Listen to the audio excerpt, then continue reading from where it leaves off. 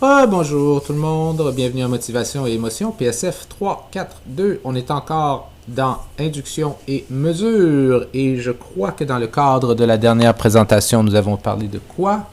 Nous avons parlé de la mesure des réponses émotionnelles en laboratoire et même possiblement grâce à la technologie in vivo dans la vraie vie.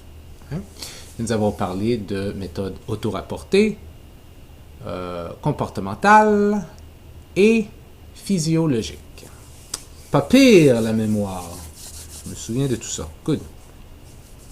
Là, maintenant, on va regarder l'autre côté. Je vais juste baisser mon volume au cas où. Oui. Donc, l'autre côté qui est, qu'en est-il maintenant au niveau de la motivation? On a vu qu'il y a des stratégies pour induire la motivation, mais qui dépendent fondamentalement du genre de motivation que l'on veut induire, parce qu'il y a plusieurs types de motivation. Et on a vu qu'une stratégie qui était probablement bonne pour la motivation reliée à des besoins fondamentaux, c'est de priver les participants de tels besoins pendant un petit bout de temps et pour faire en sorte qu'ils vont nécessairement motiver à combler ces besoins-là. Bon. Mais là, la mesure de la motivation, comment fait-on pour mesurer la motivation? Bien, comme vous vous souviendrez, la motivation, c'est pas juste une chose. Il y a plein de types de motivations différentes, extrinsèques, intrinsèques, accomplissement, deux sortes de motivation d'accomplissement, motivation reliée à des besoins physiologiques, motivation reliée à ci, motivation reliée à ça. Il y a plein de sortes de motivation.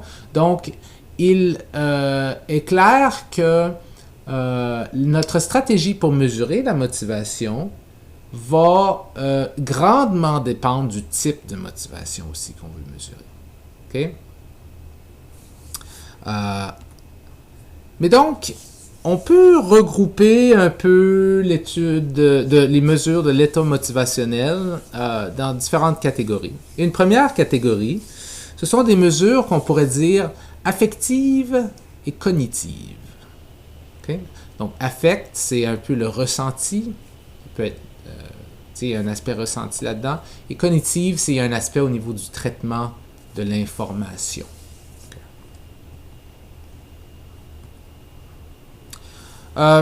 Mais avant de rentrer en détail là-dedans, dans certaines mesures affectives et cognitives, on a une question importante à se demander, et je viens juste d'en parler, qui est quel type de motivation souhaitons-nous mesurer?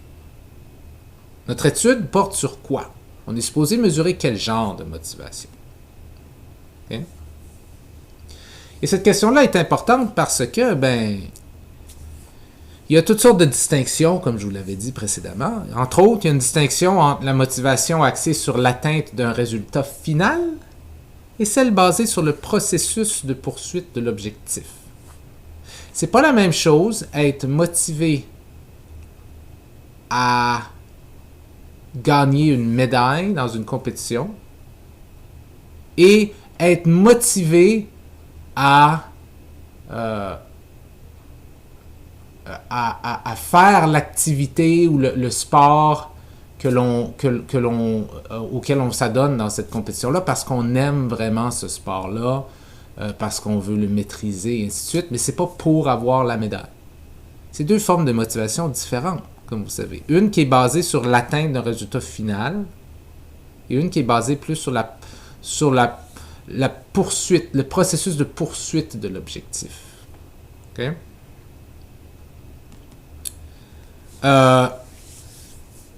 Et donc, drette là, il y a une distinction intéressante et ça subdivise encore plus en deux, comme la motivation axée sur le processus peut se subdiviser à la motivation à utiliser les moyens appropriés pour la recherche de l'objectif versus la motivation provenant de l'expérience positive de la recherche. Donc, si vous dites que moi, je suis motivé pas nécessairement par obtenir le résultat un résultat positif suite à ma performance, mais ce qui me motive vraiment, c'est le processus de cette performance-là qui, oui, si je réussis, va me donner un résultat, va me donner un résultat final, quelque chose, mais ce qui m'intéresse, c'est la poursuite de l'objectif elle-même. Vous pourriez me demander, qu'est-ce qui t'intéresse dans la poursuite? Qu'est-ce qui te motive spécifiquement dans la poursuite? Et vous pourriez me demander, est-ce qui te motive, c'est d'essayer de poursuivre ça le plus efficacement possible avec des bons moyens pour bien faire ça? Ou est-ce que c'est plutôt ce qui te motive dans la poursuite, c'est plutôt le fait que la poursuite est le fun, qu'elle est agréable? Okay? Et là, dans ce cas-ci, on parlerait de motivation intrinsèque. Okay? Donc, on voit que les choses se subdivisent. Et donc, la question de quel type de motivation souhaite-t-on mesurer devient vraiment importante parce que ça ne serait pas la même chose mesurer la A. Où est ma petite flèche? Je semble être fleshless. Là, j'ai perdu ma petite flèche. Ça ne serait pas la même chose, ça ne serait pas les mêmes questions ou les mêmes mesures qu'on utiliserait pour cette motivation-là, la motivation à utiliser des moyens appropriés pour la recherche de l'objectif, et cette motivation-là, c'est la motivation qui vient du fait que c'est positif, c'est le fun de s'adonner à la recherche de l'objectif. Versus celle-ci qui est la motivation d'atteindre l'objectif final. T'sais? Et donc, c'est ça. Je pense que vous comprenez l'idée. Et ces distinctions-là, elles ne sont pas juste académiques là, pour un prof là, ou une prof, puis théoriques. Là, elles sont importantes parce qu'elles influencent comment on interprète les comportements d'un participant dans une étude. Très important. OK? Exemple. Imaginons que vous avez un participant qui est lent à compléter une tâche. Comparativement à d'autres. Vous avez donné une tâche quelconque.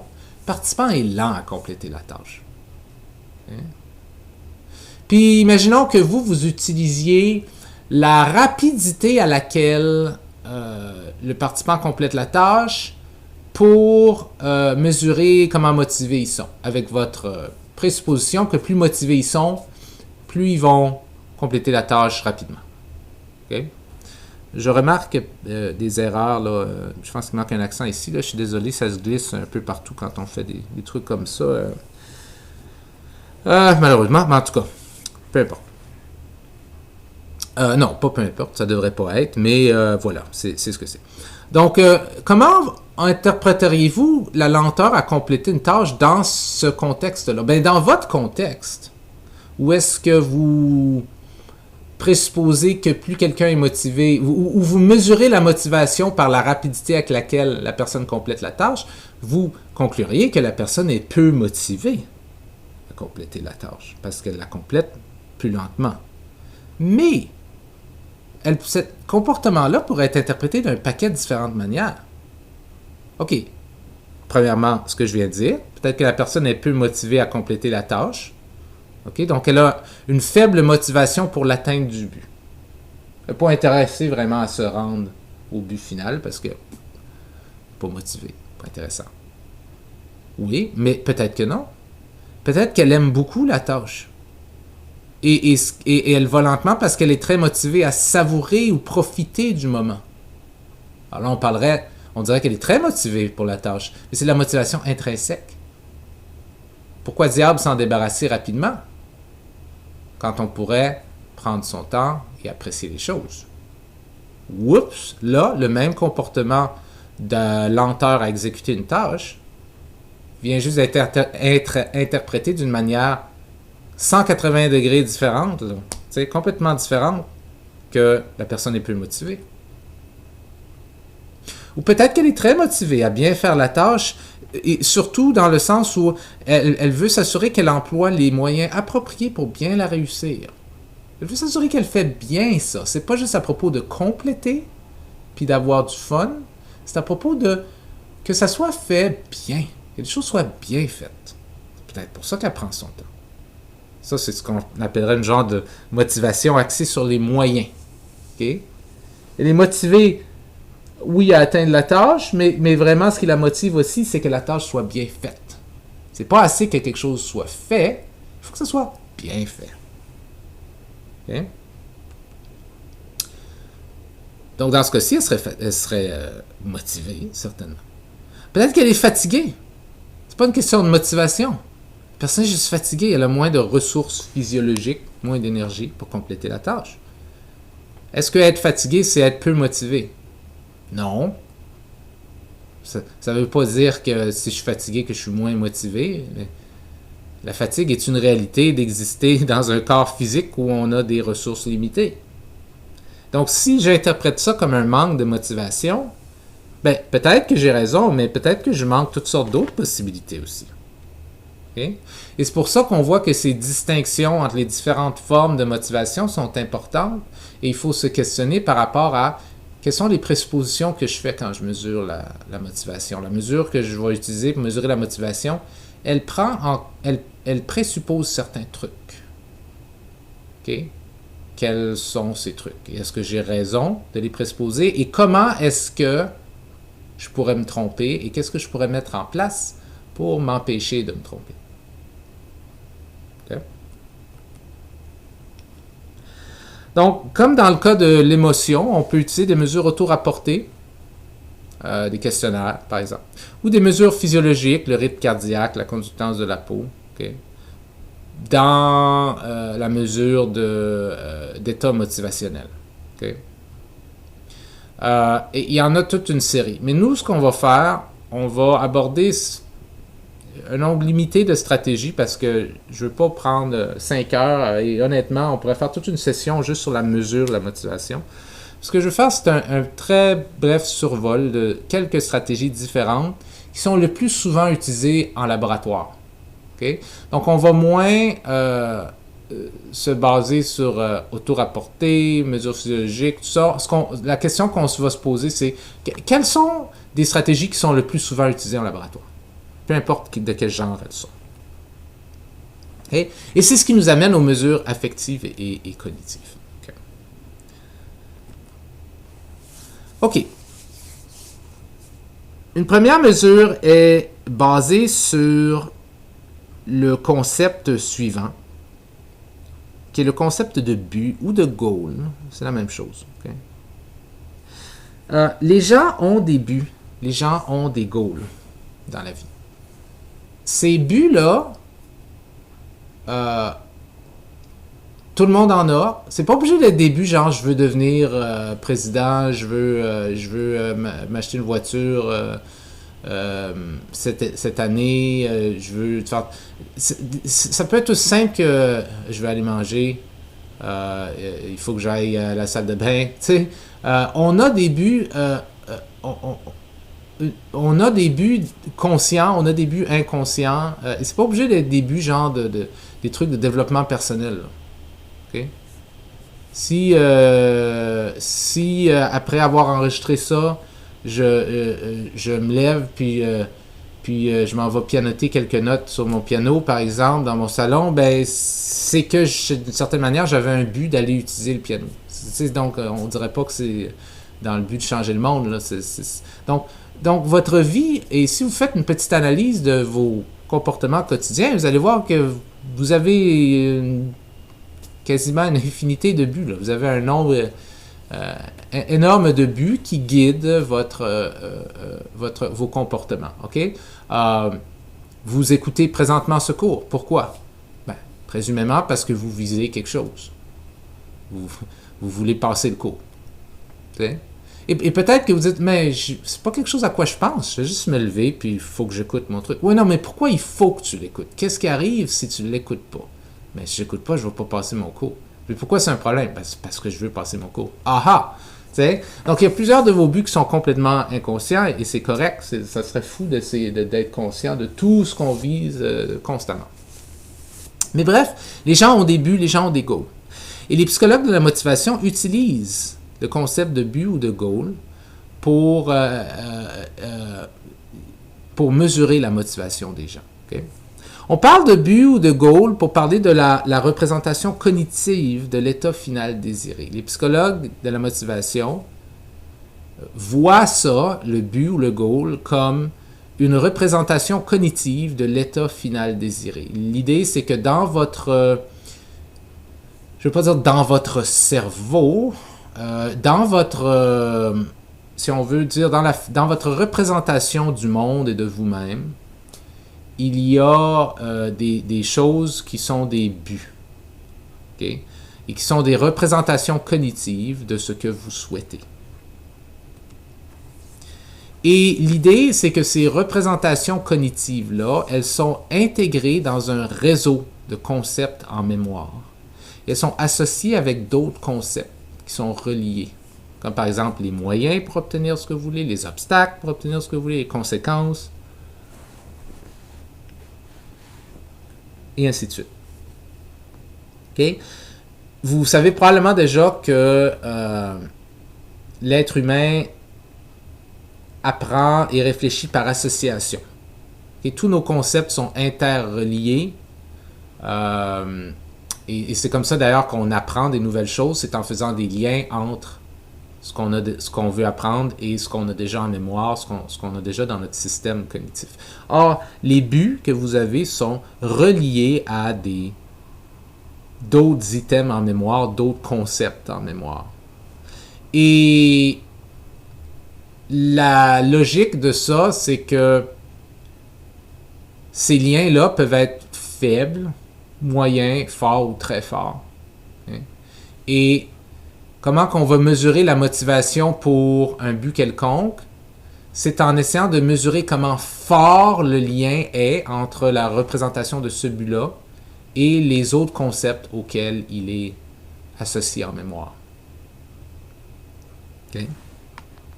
Donc, si un but, la représentation d'un but est associée à des concepts de manière très faible, on dirait que le but est peu motivant pour la personne est peu motivée pour ça, même si elle a quand même ce but.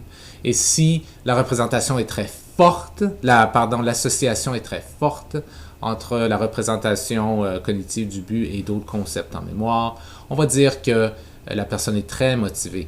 Maintenant, ce qui nous amène à la question, comment on fait pour mesurer comment connecter c'est? Okay?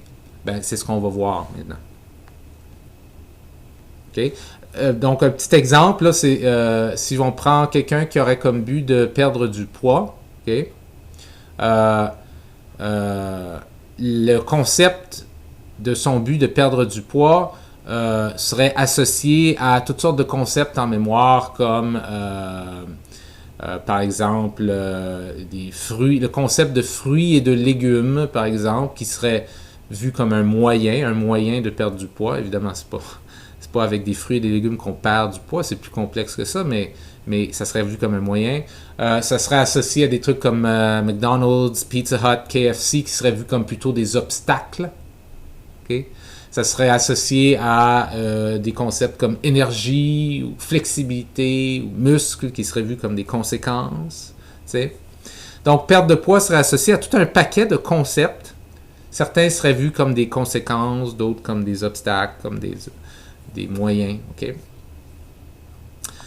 Et j'ai mis en vert là, des choses qui mèneraient, qui seraient vues comme des moyens, et en rouge, des choses qui seraient vues comme des obstacles, là, ici. Et c'est ça. Et donc, cette association-là pourrait être plus ou moins forte. Okay? Et ce que les mesures affectives et cognitives font, c'est qu'ils exploitent ce lien entre le but et les concepts reliés au but afin de mesurer la motivation de l'individu. Et encore une fois, la logique étant que plus forts sont ces liens, plus la personne est motivée, plus faibles sont ces liens, moins la personne est motivée. Okay? Donc, comment qu'on fait pour mesurer comment forts les liens sont? Bon. Comment qu'on fait largement? Ça me tente de vous le dire juste en phrase maintenant, puis ensuite je vais vous le montrer formellement ici, via le PowerPoint. Mais l'idée, c'est ce qu'on va faire. Je vais revenir ici. Ouais. Ce qu'on va faire, c'est qu'on va simplement présenter, par exemple, à la personne des concepts comme légumes ou exercices. Okay? Et là, ce qu'on va voir, c'est comment facilement, rapidement et fortement la personne, légumes et exercices, fait penser à la personne à son but de perdre du poids. Ou on va lui présenter, par exemple, des concepts, des images de malbouffe, puis on va voir comment rapidement, fortement, ça déclenche la personne à devenir consciente de son but de perte de poids. Donc, ce qu'on fait, c'est qu'on mesure comment des concepts associés au but déclenchent avec quelle force, quelle intensité, quelle rapidité il déclenche le but de la perte de poids. Et ça mesure les liens entre le but et les concepts associés, et présumément, ça mesure comment motiver la personne est. Okay? Si quelqu'un te dit « mon but c'est de perdre du poids », puis là tu lui dis « il y a un gym qui offre, qui offre 6 mois gratuits d'entraînement avec un personal trainer si tu t'abonnes pour un an, il donne les 6 mois gratuits. » Tu offres cette information-là à la personne. Puis la personne, elle ne réagit pas. Elle est comme « ah ouais, intéressant, cool. » Versus si la personne dit « 6 mois gratuits, hey, ça pourrait me permettre de me mettre en forme, justement. » Donc là, tu vois que là, elle a fait le lien avec son but. Tu dirais que cette deuxième personne-là est plus motivée que la première. OK? Et donc, c'est comme ça qu'on mesure. Et on mesure par... Et ce processus-là, c'est l'activation du but. C'est comment facile c'est, en utilisant des concepts reliés, à activer le but de la personne en mémoire, à faire en sorte que la personne se souvienne, se rappelle, redevienne consciente de son but. Comment facile c'est de faire redevenir...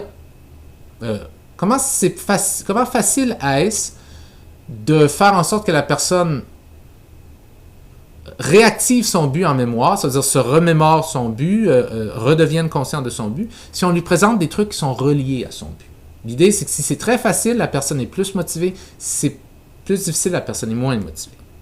Okay? C'est l'idée de l'activation du but. Okay? On parle ici donc de la mémoire et de l'accessibilité des concepts reliés au but. Comment rapidement est-ce que ces liens-là se font? Donc, si un individu voit, consciemment ou non, un stimulus qui est sémantiquement relié à un but pour lequel il est motivé, cela va avoir tendance à activer la recherche du but. C'est la logique ici. Donc, si vous avez comme but de perdre du poids, okay, et que je vous montre une photo d'un soulier de sport, okay, cette photo de soulier de sport est reliée au concept d'exercice, qui devrait être relié au concept de perte de poids, okay, au but de perte de poids. Okay. Et donc, ça devrait faire en sorte que ça active votre but. Et ce qu'on devrait voir, c'est que vous devriez, si on vous présente tout un paquet d'objets, si on vous présente un paquet d'objets, certains reliés à votre but et d'autres non, okay, comme un soulier, une haltère, là, comme un poids et haltère, un autre, ça serait une flûte, une plante, disons, je sais pas moi, un tapis d'entraînement, une carte postale. Okay? Ce qu'on devrait voir, c'est que les gens vont porter plus attention, vont traiter de manière plus prioritaire les objets, les informations visuelles là, qui sont données par ces objets-là, là, vont être traités prioritairement pour les objets qui ont rapport à leur but de perdre du poids. Si ils sont très motivés à perdre du poids. S'ils ne sont pas motivés à perdre du poids tant que ça, ils vont traiter tous les objets pas mal de la même manière ou d'une manière non systématique qui n'a pas rapport avec le sport. Et c'est comme ça qu'on peut mesurer la motivation des gens. OK? Donc, autrement dit, la personne se mettra à penser à son but et à traiter de manière prioritaire toute information qui est reliée à son but. Donc, si je vous montre le soulier et que vous êtes motivé à perdre du poids, ça devrait déclencher chez vous le concept d'exercice qui va déclencher chez vous l'activation dans votre mémoire et dans votre conscience que « Ah, c'est vrai, je veux perdre du poids ». Et ça devrait faire en sorte que maintenant, vous allez, si je vous montre d'autres informations, certaines reliées à perdre du poids et d'autres non reliées à perdre du poids, vous allez traiter favorablement celles qui sont reliées à perdre du poids. Si vous êtes motivé. Si vous êtes moins motivé, ça va moins fonctionner. Et c'est comme ça qu'on mesure comment motivé vous êtes à perdre du poids. Plus la personne est motivée envers le but, plus cet effet sera observable. Il y a plus de chances que la personne va se souvenir, va remarquer, va reconnaître des concepts, des objets ou des personnes qui sont reliés à son but. Je vais vous donner un exemple classique de ça. Est-ce que ça vous est déjà arrivé de... disons que vous avez tout à coup un objet que vous voulez vraiment vous acheter, vous êtes vraiment motivé à l'acheter, vous aimeriez vraiment avoir tel objet, ça pourrait être, je sais pas, n'importe quoi, tel genre de voiture ou tel genre de soulier ou quelque chose. Et avant, quand vous marchiez dans la rue, quand vous regardiez des émissions, vous ne remarquiez pas que cet objet était présent un peu partout, mais depuis que vous êtes vraiment motivé à obtenir cet objet-là, vous le voyez partout. Vous remarquez les gens qui l'ont. Vous remarquez quand il arrive dans une émission. Vous le voyez partout.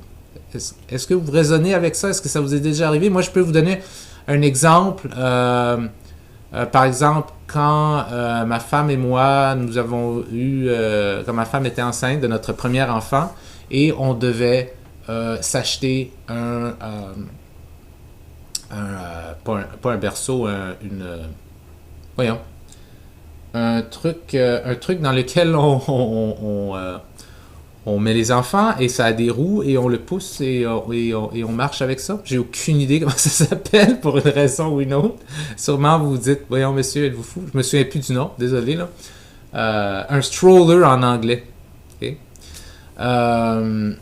Sérieux, je me souviens plus du tout du mot, c'est fou. Un stroller, ok, je vais dire un stroller. Moi, j'ai jamais remarqué les strollers que les gens ont. Je m'en fiche des strollers, ok? Toute ma vie, les strollers, c'était... Tous les strollers du monde auraient pu disparaître, je l'aurais jamais remarqué. Okay?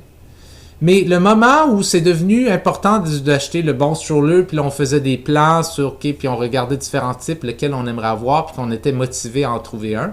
Tout à coup, tout ce que je remarquais quand j'allais dehors, c'était tous les strollers qu'il y avait. Puis je remarquais tous les types qui étaient, puis ça c'est un de tel type, c'est un de tel type. Tout à coup, les strollers ont comme émergé. Des poussettes. Des poussettes, je pense que c'est ça. Tout à coup, les poussettes ont émergé dans mon monde, comme s'ils n'existaient pas avant, puis tout à coup, je me suis rendu compte qu'elles activaient. Donc, je me suis mis à remarquer tous les strollers qu'il y avait. OK? Parce que j'avais un but motivant d'acheter un stroller. J'étais motivé à en acheter un. OK? Parce qu'il y avait un bébé qui arrivait. Et donc, c'est ça la logique. C'est que si on active votre but et que vous êtes vraiment bon à vous souvenir, à remarquer ou à reconnaître des concepts, des objets ou des personnes qui sont reliés à votre but, on va dire que vous êtes très motivé. Si on essaye d'activer votre but et que vous êtes très faible à vous souvenir, à remarquer ou à reconnaître des concepts ou des objets ou des personnes reliées à votre but, on va dire que ce but-là était très peu motivant. Parce qu'il est très peu, il a un impact très faible sur votre traitement de l'information. OK? Donc, un exemple classique de ça, en 1927, c'est vieux, mais c'est une étude classique, c'est l'effet Zeigarnik. Et l'effet Zeigarnik, c'est que il est basé sur le fait que lorsqu'on demande aux gens de faire des tâches, surtout si on leur dit c'est très important de faire cette tâche-là, puis il va y avoir une récompense, et ainsi de suite. Et disons qu'on donne à la personne 8 tâches à exécuter, par exemple, dans une heure, quelque chose, des petites tâches, ça. Et on leur dit chacune sont très importantes, c'est extrêmement important que vous le fassiez, et ainsi de suite. Puis disons que la personne est convaincue de ça, là. Mais que on a planifié les choses par exprès pour que 4 tâches vont être finies, mais 4 autres tâches, la personne ne sera pas capable de les finir. Okay? Puis on fait varier ça pour différentes personnes. Différentes personnes, ça sera la tâche 1, 2, 3, 4 qui réussiront à finir, puis la 5, 6, 7, 8 qui ne seront pas capables de finir. D'autres personnes, ça sera 1, 3, 5, 7 qui vont être capables de finir, puis 2, 4, 6, 8, celles qui ne seront pas capables de finir. On varie tout ça, OK? Mais l'idée, c'est que chaque participant, il y aura 4 tâches qui seront capables de finir, 4 tâches qui ne seront pas capables de finir. OK? Et là, on les fait retourner chez eux, par exemple, puis une semaine plus tard, on leur demande de revenir et on leur demande ce qu'ils se souviennent des tâches. Disons que les tâches avaient des trucs très spécifiques. Ils impliquaient certaines formes, certaines couleurs, certaines informations spécifiques. Tu sais. Et donc, il y a plein de choses qu'on peut se souvenir, plein de petits détails qu'on peut se souvenir des tâches. Okay? Ben, Si on fait ça, puis on leur demande de se souvenir de tous les petits détails des tâches qu'ils peuvent se souvenir, okay, ce qu'on remarque, c'est que les participants ont tendance à se souvenir beaucoup plus des tâches qu'ils n'ont pas eu le temps de compléter. Okay? Et la logique de ça, c'est que lorsqu'on vous dit que quelque chose est très important, puis que vous êtes motivé à compléter et que vous êtes incapable de le compléter, ça booste, ça maximise votre motivation à le compléter. Vous voulez vraiment compléter la tâche. Et donc, ces personnes-là ont un but qui est resté. J'aurais voulu compléter la tâche, il fallait que je complète la tâche. Donc ça, c'est un but. Et ce qui fait que quand on leur demande, qu'est-ce que vous vous souvenez de cette étude-là en général, de ces 8 tâches-là, il y avait plein de petits détails. Là. De quels détails vous souvenez-vous? Ils ont tendance à se souvenir surtout des détails des tâches qu'ils n'ont pas complétées. Pourquoi? Parce qu'ils sont motivés, ils ont une motivation à compléter ces tâches-là. Okay? Donc ça, c'est un bon exemple de l'activation du but et du fait qu'on peut mesurer la motivation. En leur posant la question « Que vous souvenez-vous des détails ?» ça active des concepts chez eux qui activent leur but. Et leur but, c'est pas de compléter des tâches déjà complétées. Leur but, c'était de finir des tâches qu'ils n'ont pas été capables de finir. Et ça fait en sorte qu'ils se souviennent pas mal uniquement ou majoritairement des détails des tâches non complétées comparativement aux détails des tâches complétées. Okay? Ça, c'est un exemple parfait de l'activation du but. D'autres exemples, par exemple, Forster, Lieberman et Higgins en 2005 ont fait une tâche un peu similaire où est-ce qu'ils avaient des tâches à exécuter et ils avaient des tâches qu'ils complétaient et des tâches qu'ils n'étaient pas capables de compléter. Okay? Ensuite, on leur présentait des mots. Okay? Et on leur demandait de... En fait, je crois que là-dedans, il y avait des mots qui ne faisaient pas de sens, comme, je sais pas moi, schnucklip, par exemple, et des mots qui faisaient du sens, comme chaise. OK? Et le but, c'était de voir un mot, puis de voir comment rapidement tu peux reconnaître que c'est un mot qui fait du sens ou un mot qui ne fait pas de sens. OK? En combien de millisecondes, tu es capable de reconnaître si c'est un pseudo-mot, je veux dire un mot qui a l'air vrai, mais qui n'est pas vrai, qui ne fait pas de sens, versus un vrai mot. Okay? Et ce que ces auteurs-là ont remarqué, c'est que les participants reconnaissaient beaucoup plus vite les vrais mots, qui étaient, ils étaient beaucoup plus capables de dire quels étaient des vrais mots, quels étaient des fausses mots, qui étaient reliés à des tâches non complétées, comparativement à des mots qui étaient reliés à des tâches complétées.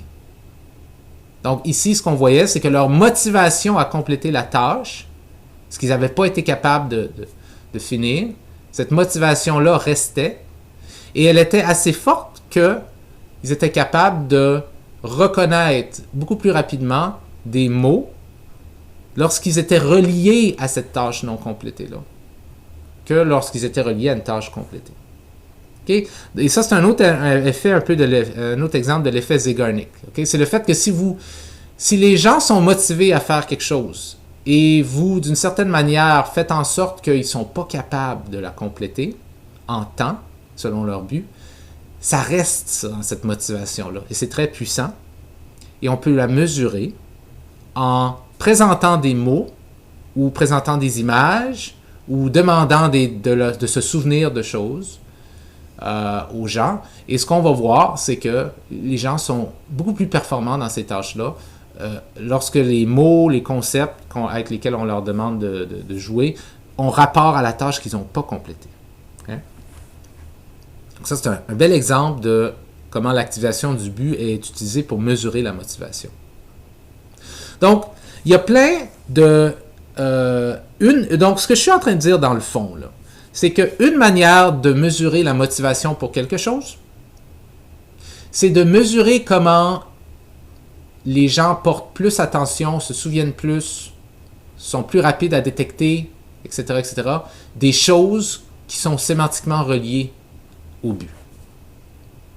S'ils sont meilleurs là-dedans, sont plus motivés. S'ils sont moins bons là-dedans, sont moins motivés. C'est ça la logique de l'activation du but. Okay? Et ça peut être adapté à toutes sortes de sauces, ça. Toutes sortes de sauces. Okay? On pourrait prendre un exemple où est-ce que on veut mesurer la motivation à, je sais pas moi, la motivation scolaire, la motivation à la performance académique. Et ce qu'on va faire, c'est qu'on va présenter aux gens toutes sortes d'images, mais d'une manière très rapide, juste pendant quelques millisecondes. Okay? Et il y a des images de choses qui ont rapport à l'apprentissage, des livres, des cahiers, des notes, des profs, des tableaux, des trucs comme ça. Et il y a des images de trucs qui sont pas reliés à l'apprentissage, des animaux, des tapis, des patins à roulettes. Et ce qu'on leur demande, c'est de nommer l'objet le plus rapidement possible, par exemple. S'il est présenté pour, par exemple, juste quelques millisecondes. Okay? Et donc, ce qu'on devrait voir, c'est que les gens plus motivés vont être capables, plus motivés académiquement, là, vont être capables de nommer plus rapidement les objets qui sont sémantiquement reliés à l'apprentissage, comparativement aux autres objets qui ne sont pas reliés à l'apprentissage. Et chez les personnes qui sont moins motivées, on devrait voir pas de différence. Ils devraient être moyens disons, ils devraient être pas aussi rapides avec les mots reliés à l'apprentissage que les mots non reliés à l'apprentissage. Il n'y a pas de différence entre les deux. Donc ça serait une façon d'utiliser le concept d'activation du but pour mesurer la motivation académique. Donc l'activation du but est une manière dont on peut mesurer la motivation. Une autre méthode, c'est l'évaluation et la dévaluation. Et ici, la logique est vraiment très simple, c'est que les objets, les concepts, les actions, les personnes, les choses qui sont pertinents à un but qui est activé en vous. Okay? But activé en vous, ça veut dire un but pour lequel vous êtes conscient présentement, là, vous l'avez en mémoire, vous êtes capable d'y penser maintenant. Les objets, les choses, les items qui sont pertinents à ce but-là devraient être évalués plus positivement par vous que ceux qui sont non associés à ce but-là.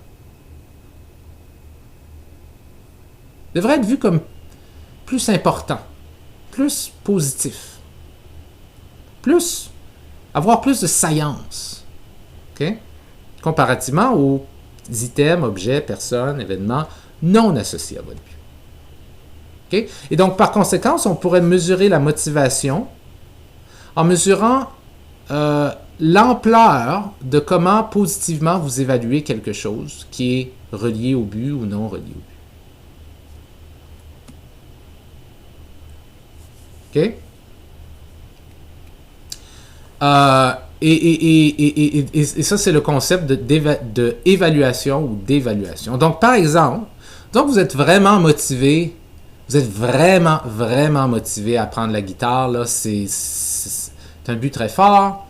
Je pourrais mesurer comment motivé vous êtes en utilisant l'évaluation, le concept d'évaluation, de manière explicite.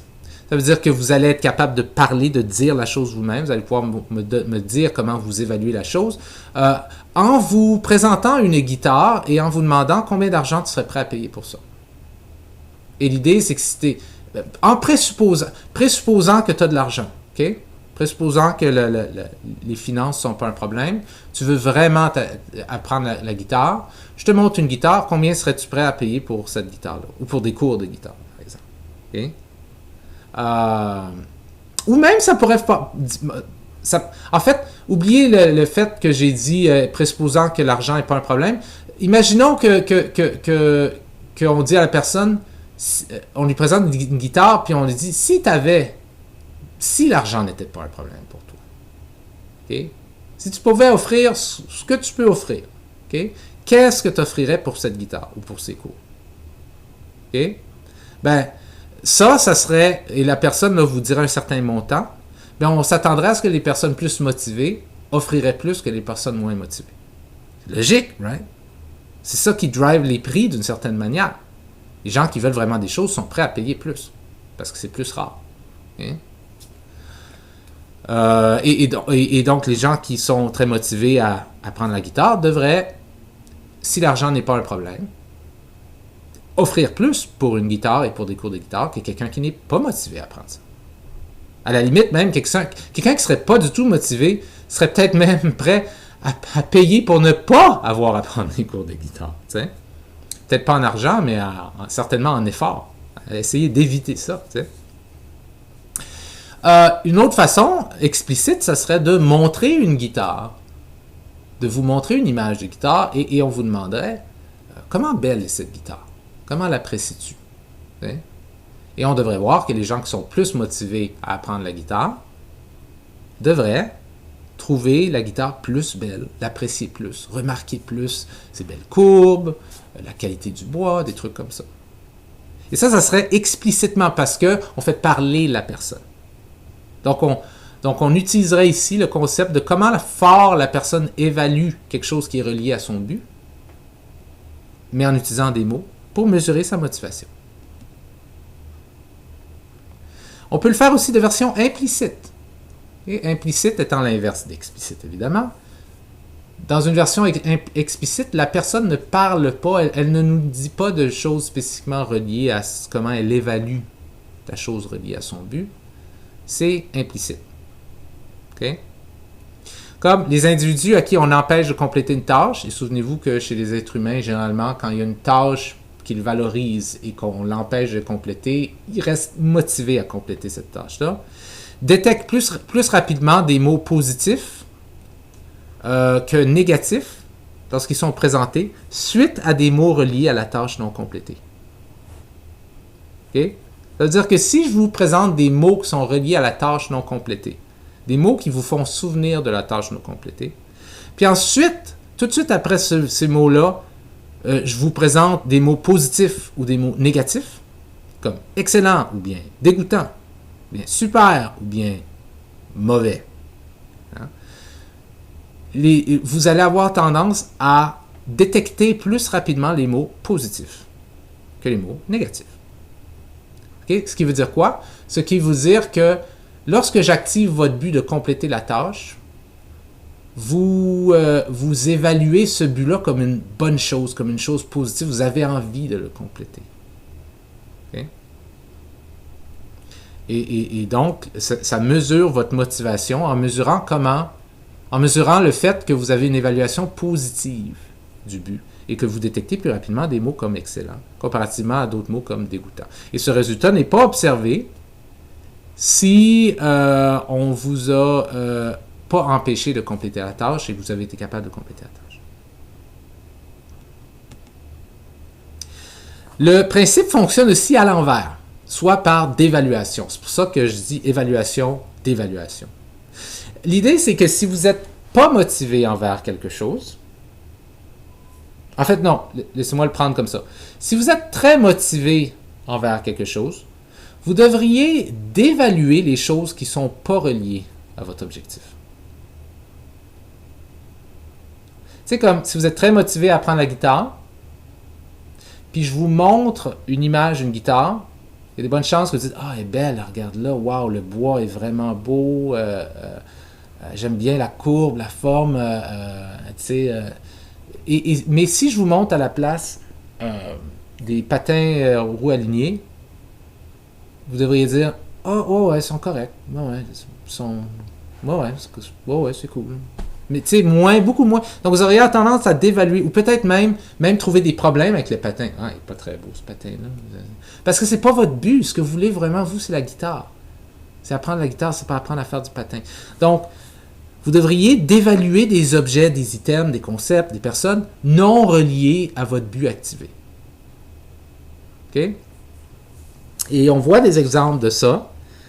Par exemple, une étude de Messner en 2003 qui démontre que les consommateurs affamés évaluent moins bien des produits non comestibles que des consommateurs non affamés. Alors ça, c'est vraiment simple. Vous faites venir des gens au laboratoire. Un groupe de gens, vous les nourrissez. Un autre groupe de gens, vous les empêchez de manger. Vous leur avez demandé d'être à jeun, par exemple, d'être venus au laboratoire à jeun. Alors que les autres leur avaient dit, assurez-vous de prendre un bon déjeuner avant de venir au laboratoire. Ceux qui sont à jeun, ils ont faim. Ceux qui ne sont pas à jeun, ils n'ont pas faim. Et là, vous leur présentez tout un paquet d'objets. Voici des objets, c'est une étude de marketing, voici des objets, on vous demande d'évaluer comment beaux sont les objets, ou sur toutes sortes de variables, hein, comment beaux ils sont, comment utiles ils seraient, comment attirants ils sont, le design, et ainsi de suite. Okay? Et certains de ces objets, c'est des objets qui ont rapport à la bouffe, puis d'autres de ces objets, c'est des objets qui n'ont pas rapport à la bouffe, comme des bouteilles de shampoing, par exemple. Et ce que vous allez remarquer, c'est que si vous faites l'étude de Messner, si en effet ça se reproduit, c'est que les consommateurs affamés évaluent moins bien des produits non comestibles que les consommateurs non affamés. Ils sont motivés à manger. Donc, tout ce qui a rapport à ne pas manger, comme du shampoing, des chaises, des ballons de soccer, vont être moins bien évalués en moyenne que tout ce que les choses qui ont rapport à la bouffe. Donc ici, on voit une dévaluation. Donc on peut mesurer leur motivation en mesurant comment ils dévaluent des choses qui ne sont pas reliées à leur but. Okay? En présupposant que le but est activé en passant. Comment qu'on pourrait faire pour activer leur but? Bien, pour la faim, généralement, quand on a faim, notre but est constamment activé parce qu'il est activé par quoi? Il est activé par le feeling qu'on a dans l'estomac qu'on a faim, qu'on a l'estomac vide. Tu sais? Mais on pourrait s'assurer de l'activer en laboratoire en arrivant, en leur demandant comme ça, vous êtes à jeun depuis 12 heures, comme on a demandé, oui. Okay, comment faim avez-vous? Tu sais, vous devez avoir faim. Puis après, oui, en effet, j'ai faim. Bon, là, ping, on vient d'activer le but. On pourrait aussi observer cette tendance-là à l'évaluation ou la dévaluation dans les réponses physiques des participants. Il y a certaines études qui ont fait ça. Entre autres, Fishback et Shaw, en 2006, qui ont utilisé une genre de technique un peu bizarre. Ils ont un genre de levier, OK, qui peut être poussé ou tiré. OK? Et dans leur cas, en fait, c'était un qui pouvait... Je pense que c'était uniquement un qui pouvait être tiré. Okay? Et l'idée, c'est que il montrait des stimuli à l'écran qui étaient reliés, je crois que c'était relié à un but de santé. Disons que c'était relié à la perte de poids. Okay? Donc, on prend des gens qui sont reliés à la perte de poids, on s'assure qu'ils sont reliés d'activer leur but. Mais certaines personnes sont plus et d'autres personnes le sont moins et d'autres personnes ne le sont pas du tout motivées. OK? Et là, ce qu'on va faire à l'écran, c'est qu'on va présenter aux gens des objets. Okay? Puis ce qu'on va dire, c'est que à chaque fois que vous voyez un objet, on va vous demander de tirer le levier, okay, vers vous. Okay? Comme un stick shift dans une voiture. De tirer le levier vers vous, okay? Ce qui consiste dans le fond à l'éloigner de l'écran. T'sais. Et certains des stimuli qu'on leur montre, ce sont des choses neutres, pas reliées vraiment à leur but.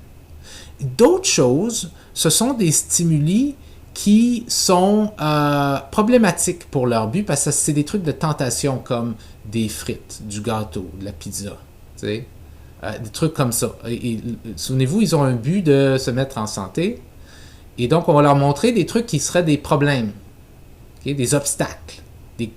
Si je vous montre une part de gâteau, ça devrait déclencher chez vous le but, puis vous déclencher de manière que vous dites c'est un obstacle à mon but. Okay? Et ce qu'on leur disait donc, on leur montre des objets neutres, des objets reliés comme négativement à leur but, là, dans le sens où c'est des obstacles. Là. Et ce qu'on leur demande, c'est que pour chaque objet qu'on vous montre, on vous demande de tirer le levier vers vous, ça veut dire de l'éloigner de l'écran. À la vitesse que vous voulez, avec la force que vous voulez, comme vous voulez, ok? Il n'y a pas de problème. L'important, c'est de tirer l'écran, le levier. Et là, ce qu'on observe, ce qu'on évalue, c'est que ce levier-là est rattaché à un ordinateur qui mesure la vitesse et la force et pas exactement quelle variable, mais disons la vitesse avec laquelle les personnes ont tiré le levier. Okay? Et ce que Fishback et Shaw remarquent dans leur étude, c'est que les participants qui étaient motivés les participants pour lesquels on avait des raisons de croire qu'ils étaient très motivés à leur but de perte de poids, repoussaient, donc tiraient là, beaucoup plus rapidement le levier dans les cas de stimuli de tentation que dans le cas de stimuli neutres. OK? Et ils tiraient plus rapidement des stimuli pertinents à leur but, évidemment, que des stimuli neutres. OK? Pardon, je vais rajouter un petit détail. On leur montrait des stimuli qui avaient rapport à leur but, comme par exemple des souliers de sport, des poids et haltères, et des stimuli qui étaient des problèmes pour leur but, des pizzas, des gâteaux, et des stimuli neutres, des chaises, des oiseaux. OK? Et le levier pouvait être poussé vers l'avant ou retiré vers l'arrière. Pardon, c'est ça. Et donc, ce qu'on mesurait, c'est comment... et on leur disait, fais quelque chose avec le levier. Okay? Soit tu peux le pousser, soit tu peux le retirer, c'est comme tu veux. Mais on mesurait la vitesse et on mesurait s'il poussait ou s'il retirait. Okay? Et ce qu'on notait, c'est que on avait dit aux gens, faites ce que vous voulez avec le levier du moment que vous le bougez, soit le poussez ou le retirez, à la force que vous voulez. Et ce qu'ils ont noté, c'est que les participants repoussaient plus rapidement des stimuli de tentation. Donc, il y avait tendance à retirer beaucoup plus le levier quand c'était des stimuli de tentation comme la pizza, le pointe de gâteau. Et tirait plus rapidement des stimuli pertinents à leur but que d'autres. OK? Donc, la logique, dans le fond, il aurait fallu que je relise les détails de l'étude. Je ne veux pas vous m'embourber dans les détails, mais la logique, en gros, là, OK? C'est qu'on pouvait mesurer comment ils évaluaient ou dévaluaient quelque chose en regardant leur réponse physique de pousser vers la chose ou de tirer loin de la chose et la rapidité avec laquelle ils faisaient ça. Okay? Si vous êtes sceptique par rapport à ça, c'est correct. Je suis moi-même sceptique par rapport à si c'est vraiment une bonne mesure. Il me semble que demander aux gens d'évaluer les choses de manière explicite, en leur demandant de mettre sur une échelle de 1 à 10, il me semble que ça, je doute moins de ça. Mais le fait qu'ils doivent tirer et pousser des leviers comme mesure de comment ils évaluent ou dévaluent les choses, je suis un peu sceptique de ça. Mais ça semble fonctionner dans certaines études. Okay? Donc, la méthode de l'évaluation, de la dévaluation est une bonne méthode. Simplement leur demander de faire des choses explicitement ou implicitement qui permettent d'évaluer comment ils évaluent ou dévaluent des choses reliées au but, pour mesurer la motivation de comment ils sont motivés à obtenir ce but-là. Une autre stratégie qu'on peut utiliser, c'est la stratégie d'aller mesurer simplement l'expérience subjective. OK? Et ça fonctionne surtout, disons, pour la motivation intrinsèque. La motivation, comment motivés sont-ils simplement à effectuer la tâche parce que la tâche est le fun?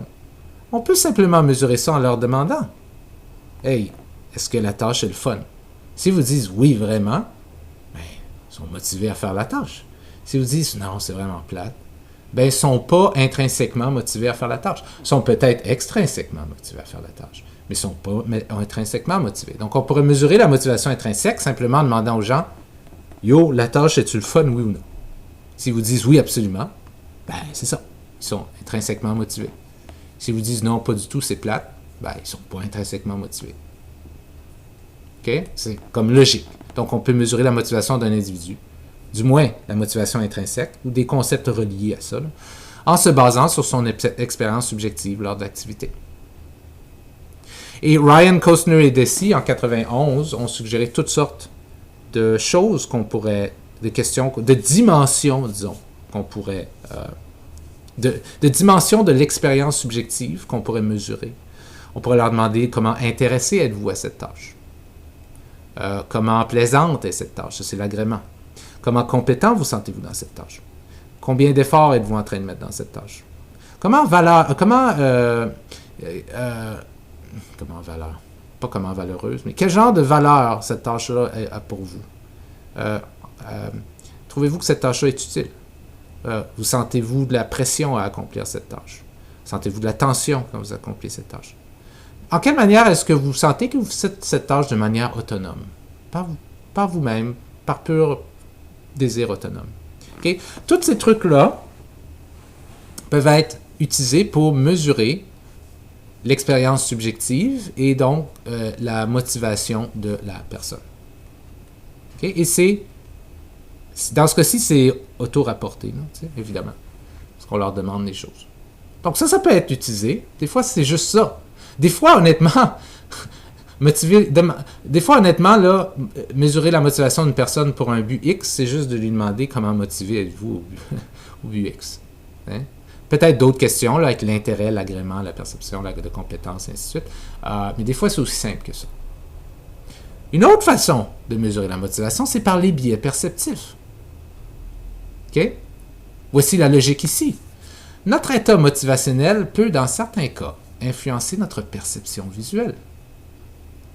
Vous savez très bien, vous devriez savoir, que votre perception visuelle du monde, et c'est pas juste visuel, mais on va prendre visuel ici parce que l'être humain, la modalité visuelle est vraiment forte chez l'être humain, donc on va prendre perception visuelle. Mais votre perception visuelle n'est pas, vous ne voyez pas le monde tel qu'il est. Là. Votre perception visuelle dépend de toutes sortes de facteurs. Certains de ces facteurs-là sont motivationnels. OK? Pensez au fait que c'est uniquement une fois que j'ai eu un enfant que je me suis mis à voir des poussettes partout. Avant, je les voyais pas. Est-ce qu'elles n'étaient pas là? Si vous m'aviez dit « Hey, regarde la poussette », est-ce que je l'aurais vue? Oui, évidemment. Mais si tu ne la disais pas, je la voyais pas, je la regardais pas, je la remarquais pas, donc elle faisait pas partie de mon expérience visuelle, ces poussettes-là. Une fois que j'ai eu un enfant, tout le monde avait des poussettes partout. C'est comme si ça apparaissait. Tu sais? Et donc, on pourrait mesurer votre état motivationnel en regardant des trucs à propos de votre perception. Okay? Par exemple, en 1947, oui, c'est vieux, mais c'est une étude classique qui est vraiment le fun. Brunner et Goodman ont remarqué que les enfants de milieux défavorisés avaient tendance à surestimer la taille de pièces de monnaie comparativement à des enfants de classe moyenne. Okay? Donc, vous montrez $1 à des enfants qui viennent de classe moyenne et des enfants qui viennent de milieux défavorisés. Vous montrez $1. Voici $1. Regarde-le bien. Prends-le dans tes mains. Regarde-le. Regarde-le de proche. Regarde-le de loin. Pour te faire vraiment une idée de la taille. OK? Maintenant, redonne-moi le $1. Je vais le cacher. Peux-tu me dessiner le $1, s'il te plaît? OK? Et ce qu'on remarquait, ce que Brunner et Goodman ont remarqué dans leur étude, et vous auriez raison de vous dire, est-ce que ça a été répliqué, ça, parce que ça fait longtemps? Je ne sais pas, mais c'est le fun. C'est le fun que ça ait marché cette fois-là, et on a des raisons de croire que ça marche d'autres manières aussi.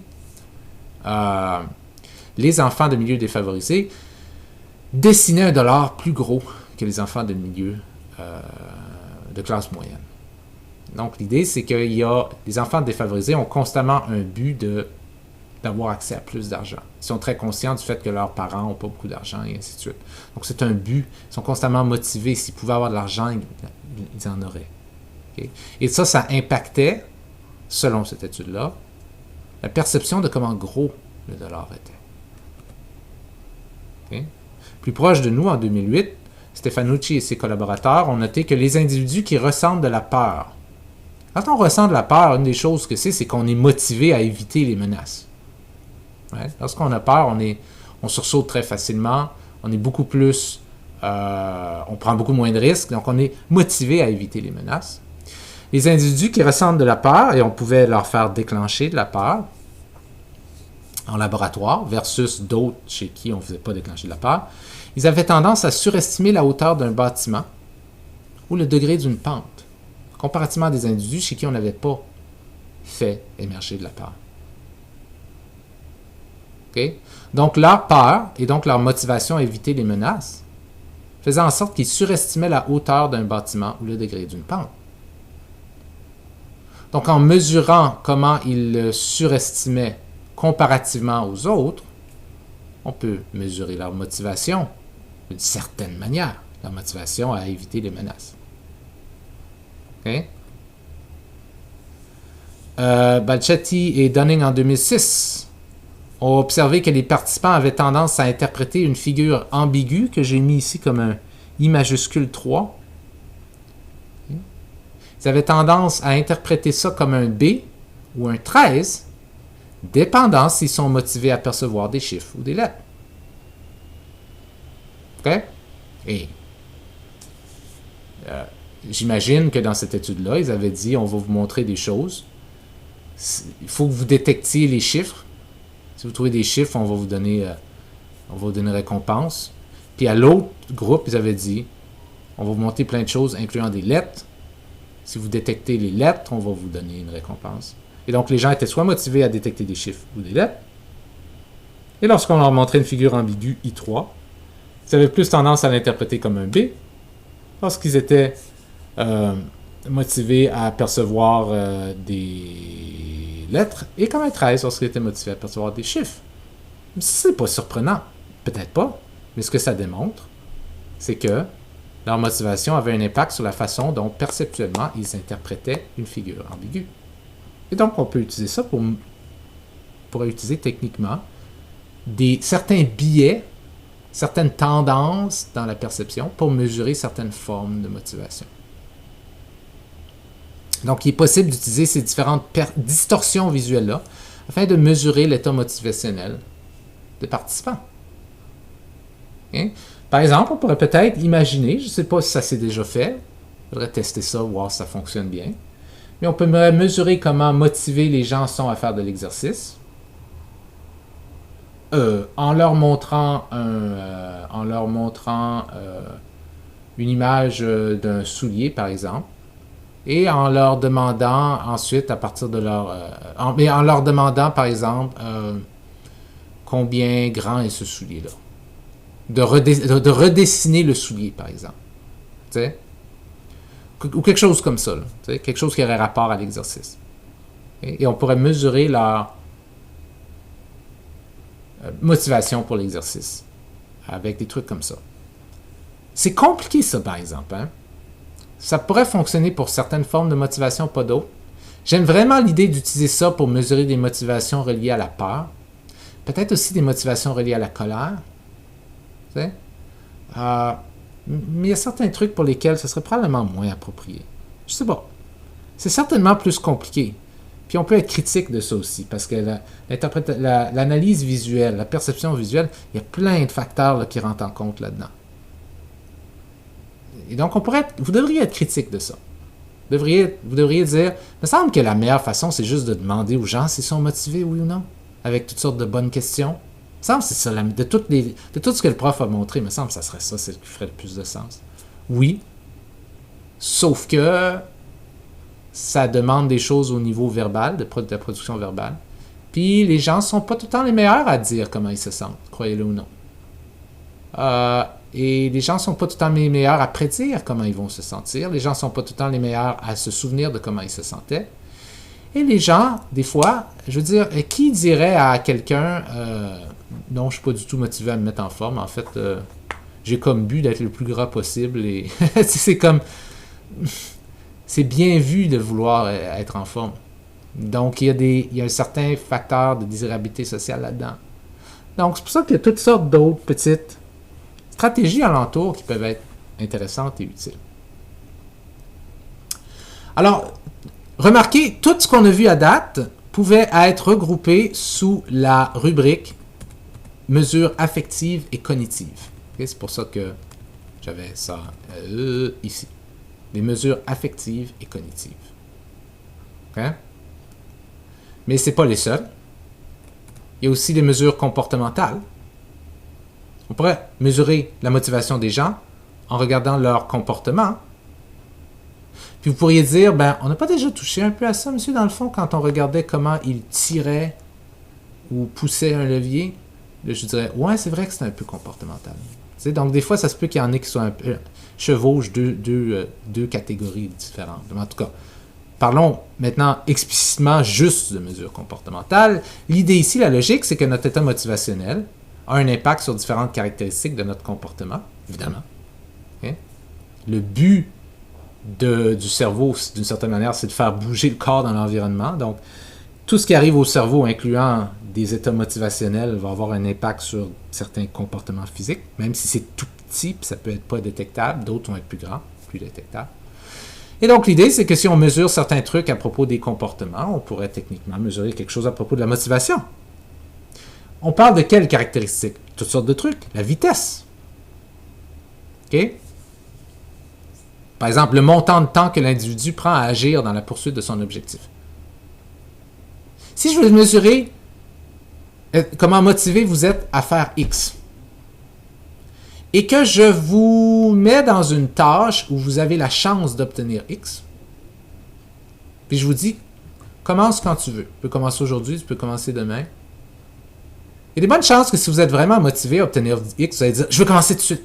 Alors que quelqu'un qui ne serait pas motivé va être comme, ah, ok, ouais, je vais prendre quelques minutes, là, ou je vais peut-être le faire demain. T'sais? Les gens qui sont motivés à faire leur devoir et à réussir, ils font leur devoir le plus vite possible quand ils rentrent chez eux. Les gens qui ne sont pas motivés ont tendance à laisser ça aller et à le faire beaucoup plus tard. Donc, le montant de temps que l'individu prend à agir dans la poursuite de son objectif, et en fait, je remarque là que c'est un petit peu subtilement différent, c'est aussi comment rapide complète-t-il l'objectif. Comment rapidement complète-t-il l'objectif aussi. Ils font faire leur devoir beaucoup plus rapidement, et les autres vont peut-être les étirer, aller voir la télé, revenir, donc, le montant de temps que l'individu prend à agir dans la poursuite de son objectif et comment rapidement il se met à la poursuite de l'objectif aussi est une bonne mesure de la motivation. La rapidité avec laquelle l'individu passe d'une tâche à une autre. Si vous êtes très motivé pour la tâche X et peu motivé pour la tâche Y, ça devrait être plus dur pour vous de passer de la X à la Y. Si vous êtes très peu motivé à la tâche X et très motivé à la tâche Y, ça devrait être très facile pour vous de passer de la tâche X à la tâche Y, mais pas de la Y à X. Et si vous êtes très peu motivé à passer à la tâche X ou Y, ça devrait être, je ne sais pas ce que ça devrait être, mais ça ne devrait pas être plus facile ou plus difficile de passer de l'une à l'autre. Il ne devrait y avoir aucune différence. On retrouve des trucs comme ça dans un principe qu'on appelle le principe du gradient d'objectif. OK? Et le principe du gradient d'objectif, il est présent dans toutes sortes de sections de notre vie quotidienne, qui est que plus on s'approche de notre objectif, plus nos comportements sont rapides. Plus on s'approche de notre objectif, plus on a tendance à être motivé et à mettre de l'intensité, de l'énergie, de la rapidité dans notre comportement. Un exemple classique de ça, c'est peut-être rigolo, mais c'est vrai, on a tous eu envie d'uriner quand on était loin de la maison ou loin d'une salle de bain. Et on se dirige vers, disons, la maison, vous êtes dans la rue, vous marchez, et vous avez envie, et c'est tough, mais vous êtes capable de vous retenir, ça va être correct.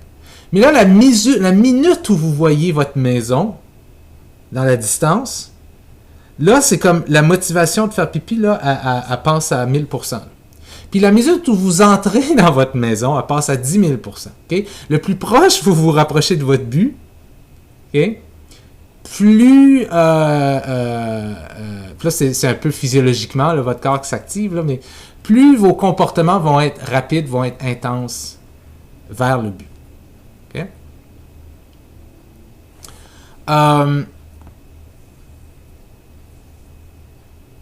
J'ai un exemple. Laissez-moi juste vérifier quelque chose.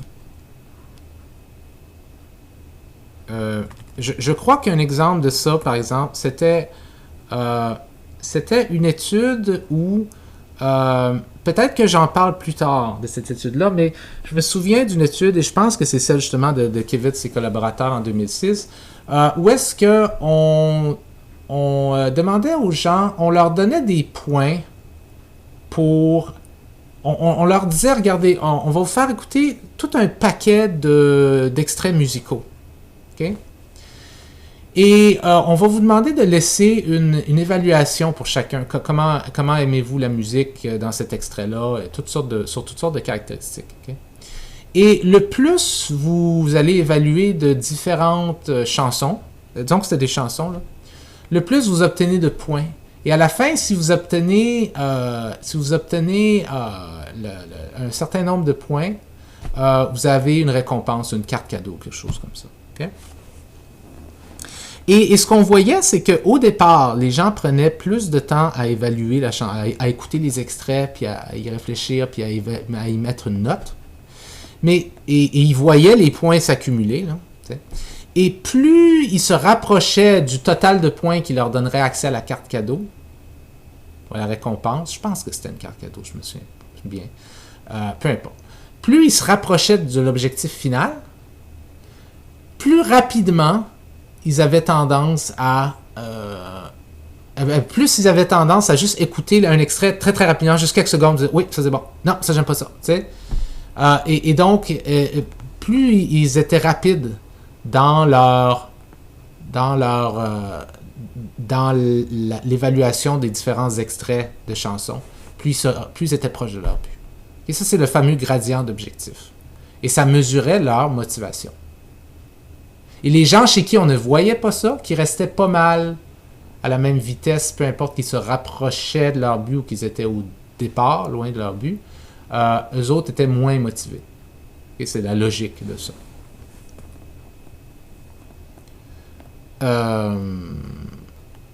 Pour revenir à ça, je pense qu'on voit même ça. Si vous êtes coureur, je pense que vous vous serez rendu compte que si vous courez dans une compétition, quand vous voyez le fil d'arrivée, la ligne d'arrivée, même si vous êtes très fatigué, il y a souvent comme un boost. Là, OK? Vous êtes motivé à compléter la course. Et lorsque vous voyez finalement le fil d'arrivée, il y a comme un second souffle, il y a comme un boost. Vous êtes comme capable de pousser juste un petit peu plus. Vous avez l'impression, du moins. Vous essayez. Des fois, ça peut être impossible parce que vous êtes physiologiquement à bout. Mais ça, c'est un autre exemple du principe de gradient d'objectif qui suggère que vous êtes très motivé à terminer la course. Quelqu'un qui ne le serait pas, il n'accélérerait pas. Il n'y aurait pas ce boost, ce second souffle. Notre état motivationnel a un impact sur différentes caractéristiques de nos comportements, je l'ai déjà dit. Donc, on a déjà parlé de la vitesse. On peut aussi parler de la performance. Comment bon êtes-vous dans une tâche? OK? On peut parler donc de différentes... On peut être bon de différentes manières. Là. On peut avoir une performance meilleure ou moins bonne de différentes manières. Comme par exemple la justesse. La performance est-elle adéquate? La quantité. Combien d'éléments avez-vous réussi sur un certain nombre d'éléments? La qualité. Quelle est la performance maximale à date? C'est pas une question ici de quantité, mais de qualité. T'sais? Quelle est la performance maximale que vous avez donnée à date? OK? Donc, on peut analyser toutes sortes de trucs à propos de la performance et analyser ça pour mesurer la motivation. Comme par exemple, Barg et ses collaborateurs en 2001 ont fait faire une tâche de mots cachés à des participants. Et ils ont noté que les participants motivés à atteindre un niveau de performance élevé identifiaient plus de mots. On pouvait mesurer leur motivation à atteindre un niveau de performance élevé en identifiant plus de mots, en comptant le nombre de mots qu'ils avaient identifiés. OK?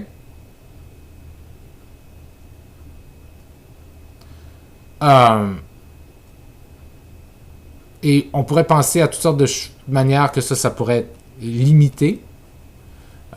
Comme par exemple, peut-être qu'on pourrait dire, peut-être qu'ils ne sont pas motivés parce que c'est le fun, peut-être qu'ils sont motivés parce que, je sais pas moi, ils veulent juste paraître bien. Oui, certainement, ça mesure quand même une forme de motivation toutefois. T'sais. Donc, il y a des questions à se poser, mais il reste que la performance peut être utilisée pour mesurer la motivation, avec la logique que, regarde, si tu es motivé, tu as tendance à être meilleur en termes de performance. Oups, téléphone qui sonne, je suis motivé à aller répondre, je reviens dans quelques secondes. OK, je suis de retour. Donc, je parlais de quoi tantôt? De la performance, oui. On peut aussi mesurer la persistance pour mesurer la motivation. La logique ici étant que plus motivé vous êtes, plus vous allez avoir tendance à persister à travers des obstacles envers votre but, des obstacles à votre but. Et des fois, remarquez qu'un obstacle, ça peut juste être le fait que c'est long à atteindre le but. Par exemple. Donc, le nombre d'heures passées à la poursuite d'un objectif nous donne une bonne idée de la motivation. Oui, ça ne nous dit pas si c'est de la motivation intrinsèque ou extrinsèque. quel genre c'est, mais ça nous dit certainement que la personne est plus ou moins motivée. Mais en même temps, vous auriez le droit de dire, pas nécessairement, monsieur, parce que moi, je peux être très motivé. Disons qu'il y a une tâche X qui va me prendre 20 heures à faire. Je peux être super motivé à la faire, mais savoir que c'est pas la meilleure stratégie de travailler pendant 20 heures de temps. Ou même pendant 5 heures de temps dessus. Je peux savoir que c'est mieux de faire une heure par jour. Et donc, selon votre approche, je vais avoir l'air d'être moins motivé. Mais en réalité, je suis tout autant motivé. C'est juste que je veux m'assurer de bien faire les choses et pas de me brûler. Et je vous dirais, excellente réflexion. Vous avez raison. Okay? Mais il reste que, dans certains cas, la persistance pourrait nous dire, le nombre d'heures passées à la poursuite d'un objectif pourrait potentiellement nous dire. Surtout sur des objectifs plus longs, là, des trucs qui prennent des années, pourrait nous dire comment motivé vous êtes. Le nombre de tâches complétées, ce qui est rentré un peu dans la performance, là, le nombre d'items que vous avez complétés ou quelque chose. Le nombre d'heures lors de laquelle l'individu continue à travailler vers son objectif plutôt que d'abandonner. Qui est une mesure qui a été proposée et utilisée par des auteurs comme Carver, Scherer, Reed et Aspinwall. Okay. Lorsque je vous mets un obstacle, combien de temps est-ce que vous continuez malgré cet obstacle? Une assez bonne mesure de la motivation, non? Ne diriez-vous pas? Un moyen de mesurer ça, qui est vraiment intéressant, c'est le paradigme du problème insoluble. C'est par exemple toutes sortes d'études où on donne des tâches aux gens avec des genres de puzzles ou des défis et où c'est arrangé avec le gars des vues que le défi est impossible. La tâche, le puzzle est impossible. Et on voit combien longtemps les gens restent à essayer de le faire. Okay? Ce qu'on se rend compte, c'est que les gens qui sont plus motivés, par exemple, les gens plus motivés académiquement, restent plus longtemps à essayer de régler un problème de maths alors que le problème de maths est fait en sorte qu'il est insoluble. Comparativement aux gens moins motivés académiquement. Okay? Une autre mesure comportementale, c'est le choix. Vous vous souvenez de la question de la direction? Okay? Une partie de ce que c'est d'être motivé, c'est de choisir une activité plutôt qu'une autre, plutôt qu'une infinité d'autres activités. À chaque chose que vous faites, vous vous rendez compte qu'il y a une infinité d'autres choses que vous, d'une certaine manière, consciemment ou inconsciemment, choisissez, entre guillemets, de ne pas faire. Et donc, vos choix nous disent quelque chose sur ce pourquoi vous êtes motivé. Les gens vraiment motivés à perdre du poids ont tendance à choisir d'aller au gym plutôt qu'au Cheesecake Factory, qui est un restaurant que vous connaissez peut-être si vous êtes allé aux États, qui est une orgie de nourriture incroyable. Je suis allé une fois, c'est assez intense. Les gens qui sont motivés à avoir des bonnes notes ou à rentrer dans un programme contingenté à l'université vont avoir tendance à choisir d'étudier avant un examen plutôt que de choisir de sortir au bar avant un examen. C'est une question de direction qui nous dit quelque chose sur leur motivation. Okay? Et donc, on peut mesurer ça, par exemple, si on donne un choix entre deux objectifs conflictuels. Veux-tu sortir avec tes amis ou veux-tu rester chez toi pour étudier? Okay? Et simplement en voyant ce que la personne choisit, ça nous dit quelque chose sur sa motivation. Ça ne veut pas dire que la personne nécessairement apprécie plus, trouve plus le fun de rester chez soi pour étudier que de sortir avec ses amis, mais ça veut certainement dire probablement qu'elle l'évalue comme plus utile, comme plus important et qu'elle est plus motivée. Okay? Donc, si l'individu choisit une de ces options, c'est qu'il la trouve plus motivante. Mais encore une fois, cette technique-là ne mesure pas vraiment l'intensité, juste sa direction. Okay? La personne pourrait choisir de rester chez soi pour étudier et étudier de manière très peu intense et avec très peu de persistance. Là, vous direz, tu as choisi de rester chez vous, mais dans le fond, tu n'as rien fait quasiment. T'sais? Donc, ça mesure juste la direction, pas nécessairement l'intensité ou la persistance. Okay?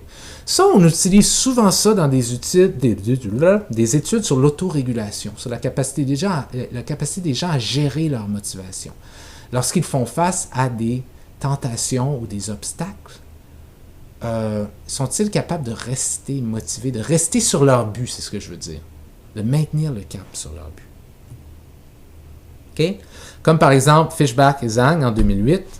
Fishback et Zhang ont fait une série d'études où est-ce qu'ils... c'était sur des femmes, je pense qu'ils s'intéressent entre autres à la santé de la femme, et ils avaient des études sur les femmes qui essayent de perdre du poids, de se maintenir en santé, et on leur demande, à un moment dans l'étude, on leur disait « Ah, merci pour avoir complété telle tâche, maintenant vous avez le choix entre... c'est le temps de prendre un petit casse-croûte, un petit quelque chose, vous avez le choix entre des carottes et des chocolats, par exemple. » Et ce qu'ils remarquaient, c'est que les femmes qui étaient plus motivées prenaient les carottes, les femmes qui étaient moins motivées prenaient le chocolat. C'est comme logique, tu sais, mais il fallait vérifier si ça allait en effet être le cas. Donc ça représente toutes sortes de méthodes, c'est weird de parler dans le noir, toutes sortes de méthodes pour mesurer la motivation. Et les méthodes sont très variées, et on a fait un survol, et chacune a des limites, chacune a des avantages, certaines sont plus taxantes, plus demandantes au niveau verbal, peut-être pas appropriées pour des gens qui ont des troubles de langage, la capacité de comprendre du langage. D'autres sont beaucoup plus explicites. On pourrait y répondre simplement en se comportant, sans même avoir à parler. Okay? Mais on a une variété de techniques, comme dans le cadre de la mesure des émotions. Et ceci achève la partie du cours où on regardait l'aspect méthodologique. On va revenir parfois à l'aspect méthodologique, mais l'aspect méthodologique de si on veut étudier la motivation, si on veut étudier les émotions dans le laboratoire de manière scientifique, il faut être capable de faire deux choses. Il faudrait être capable, de déclencher des états comme ça, et on a vu différentes façons de le faire, et il faudrait être capable aussi de mesurer des états comme ça, et on a vu différentes façons de le faire. Okay? Lorsqu'on va se revoir, je vais vous parler du monde vaste, compliqué et, en fait, vraiment compliqué. Et je vais essayer de vous faire comprendre comment compliqué c'est et de faire attention aux gens qui essaient de vous dire que c'est très simple. Le monde de la biologie des émotions et de la motivation, de l'aspect biologique. Souvent, on a des idées très simples de okay, telles émotions, c'est à telle place dans le cerveau, puis telle hormone, ça fait en sorte que tu as telle émotion. Mais la réalité est vraiment plus compliquée que ça. Elle est belle, mais elle est complexe. Et on peut parler de ça dans le prochain PowerPoint. Je vous laisse. Moi, je m'en vais dîner. Bye!